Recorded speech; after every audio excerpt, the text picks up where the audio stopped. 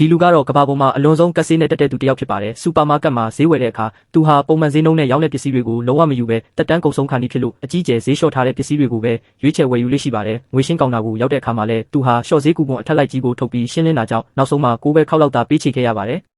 ဒါအပြင်ရေဘိုးတက်တာစေဖို့အတွက်သူဟာရေပုံပိုင်ကောင်းကိုဖွင့်ဖို့တောင်ဝင်လေးနေတဲ့သူပါတွားတိုက်စေးကုန်သွားတဲ့အခါတိုင်းမှာလည်းပြုံထဲကနောက်ဆုံးဆက်ပြောက်ထိထွက်လာအောင်တုတ်ချောင်းတစ်ချောင်းနဲ့အတင်းဖိညစ်ပြီးသုံးဆွဲလေးရှိတယ်လို့မနက်စာအတွက်ကိုလည်းကြက်ဥတစ်လုံးနဲ့ကိုသာစားသုံးပါတယ်။သူ့ရဲ့နေ့စဉ်အသုံးစရိတ်ကတော့$1 $2ခန့်သာရှိတာဖြစ်ပါတယ်။ဒီလိုမျိုးအစွန်းရောက်လာတဲ့ချိုးချံချွေတာမှုတွေနဲ့နှစ်ပေါင်း30ကျော်တိုင်းစုဆောင်းခဲ့ပြီးတဲ့နောက်မှာတော့သူဟာ$1 တန်းနီးပါးအထိစုဆောင်းမိသွားခဲ့ပါတယ်။သူဟာပျော်ရွှင်စွာနဲ့ပဲတက်တောင့်တက်တာရှိမဲ့အငိမ့်စားဘဝကိုဖျက်ဆီးဖို့အစီအစဉ်တွေစတင်ဆွဲခဲ့ပေမဲ့တနေ့မှာတော့ဓာတ်လေကားထဲမှာရုတ်တရက်မေးလဲသွားခဲ့ပါတော့တယ်။ဆေးရုံမှာစစ်ဆေးမှုတွေအဆင့်ဆင့်လှုပ်ဆောင်ပြီးတဲ့နောက်ဆရာဝန်ကသူ့ရဲ့အုံနောက်မှာအကျိတ်တစ်ခုရှိနေကြောင်းပြောကြားခဲ့ပါတယ်။မိမိမှာတေလူမျိုးပါယောဂဝေဒနာခံစားနေရတယ်ဆိုတာကိုမယုံကြည်နိုင်တာကြောင့်သူဟာတခြားဆေးရုံတစ်ခုကိုထပ်မံသွားရောက်ခဲ့ပေမဲ့အဲ့ဒီဆေးရုံကဆရာဝန်ကလည်းစစ်ဆေးမှုအားလုံးကိုအစကနေပြန်လုပ်ဖို့တောင်းဆိုခဲ့ပါတယ်။ဒါပေမဲ့$10မြတာရှိတဲ့စစ်ဆေးခါကိုနှမျောတာကြောင့်သူဟာနောက်ဆုံးမှာပထမဆေးရုံစီကိုပဲပြန်လည်ရောက်ရှိလာခဲ့ပါတယ်။ဒီအတော်အတွင်းမှာပဲသူ့ရဲ့အုံနောက်အကျိတ်အခြေအနေကပုံမိုဆိုးရွားလာခဲ့ပါတယ်။ဆရာဝန်ကသူ့မှာအသက်ရှင်ဖို့10ရက်တာအချိန်ကျန်တော့ကြောင်းအတည်ပြုပြောကြားလိုက်တဲ့အခါမှာတော့ဒီသတင်းကသူ့ကိုအကြီးကျယ်စိတ်သက်ကြဆင်းသွားစေခဲ့ပါတယ်။သူဟာမိဘတွေရဲ့အုပ်ကူစီကိုအပြေးလွှားသွားပြီးမျက်ရည်ကျငိုကြွေးရင်းရင်ဖွင့်ခဲ့ပါတော့တယ်။အဲ့ဒီနောက်မှာတော့သူဟာဘဏ်ကိုသွားပြီးသူတစ်သက်လုံးစုဆောင်းထားသမျှငွေအားလုံးကိုရုပ်သိမ်းလိုက်ပါတယ်။သူဟာတငယ်ချင်းတွေကိုစူးစီးပြီးတညကို$8,000အထိပေးရတဲ့စိန်ခံဟိုတယ်ကြီးတစ်ခုမှာတွားရောက်တဲ့ခုခဲ့ပါတယ်။သူတို့ဟာအရင်ကဘယ်တော့မှမစားဘူးတဲ့အဖိုးတန်အရသာရှိလာတဲ့အစားအစာတွေကိုအဝအပြဲစားတောက်ပြီးပျော်ပါခဲ့ကြပါတယ်။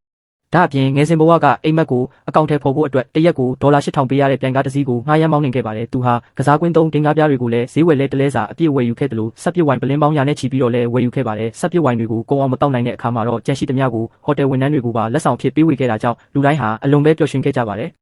သူဟာကွယ်လွန်သွားတဲ့အခါအသုံးပြုဖို့အတွက်တကြိုရနေရာစီကိုကြိုတင်သွားရောက်ပြီးသူ့အတွက်အကြီးဆုံးသောမြေကွက်ကိုပါရွေးချယ်ဝယ်ယူခဲ့ပါသေးတယ်။ဒါအပြင်သူဟာကွယ်လွန်ပြီးတဲ့နောက်မိမိတည်ဆုံသွားတဲ့ပုံစံကဘယ်လိုမျိုးရှိမလဲဆိုတာကိုသိရှိနိုင်ဖို့အတွက်မိရှုဖြည့်ဆည်းဖို့$1 တန်းတန်ငွေစက္ကူအတုတွေကိုပါဝယ်ယူခဲ့ပါတယ်။သူ့ရဲ့နောက်ဆုံးနေ့မှာတော့မျက်နှာပေါ်မှာမိတ်ကပ်တွေအထူးကြီးလိမ့်ချပြီးအိမ်ကိုပြန်လာခဲ့ကတက်တန်းကုန်ဆုံးနေတဲ့ဝက်ဥချောင်းတစ်ချောင်းကိုစားသုံးခဲ့ပါတယ်။မကြခင်မှာပဲ